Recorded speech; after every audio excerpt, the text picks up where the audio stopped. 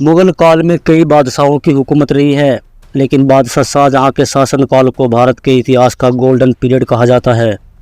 ऐसा इसलिए क्योंकि शाहजहाँ नरम दिल का राजा था, जिसके शासन में प्रजा काफ़ी खुश थी। साथ ही इतिहास के पन्नों में शाहजहाँ का नाम कई और वजहों से भी फेमस है। उनकी मोहब्बत की ना सिर्फ आज भी मिसाल दी जाती है, बल्कि प्यार के प्रतीक की निशानी के रूप में देखे जाने वाले आगरा के ताजमहल की गिनती दुनिया के 7 अजूबों में होती है, जिसे सन 1631 से 1643 के बीच में मुग़ल बादशाह शाहजहाँ ने अपनी पत्नी मुमताज़ महल की याद में बनवाया था।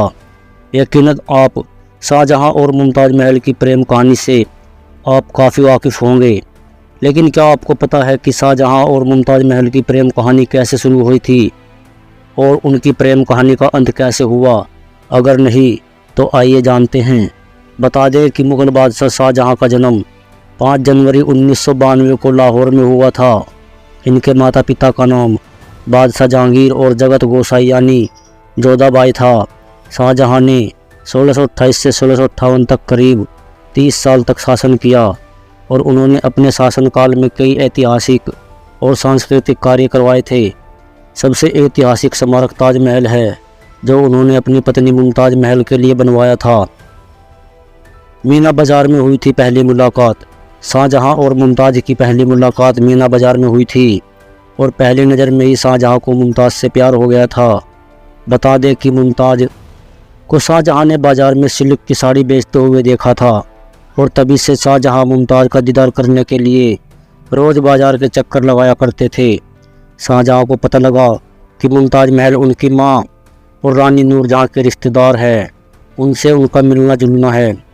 इस बात से वाकिफ़ होने के बाद शाहजहाँ ने मुमताज़ के यहाँ शादी का प्रस्ताव भेजा और दोनों की जल्द सगाई हो गई।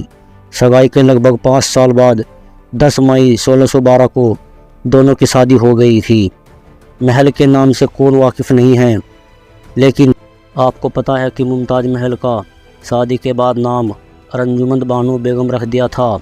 इसके बाद 17 जून 1631 को उनकी मृत्यु हो गई थी और उन्होंने शाहजहाँ के 14 बच्चों को जन्म दिया था। मुग़ल साम्राज्य की शक्तिशाली महिलाएं वह 1658 से 1631 तक मुग़ल साम्राज्य की मुख्य पत्नी और महारानी थी। उनकी बेटी गौहर बानो बेगम को जन्म देते समय उनकी मृत्यु हो गई और उन्हें ताजमहल में दफन कर दिया गया।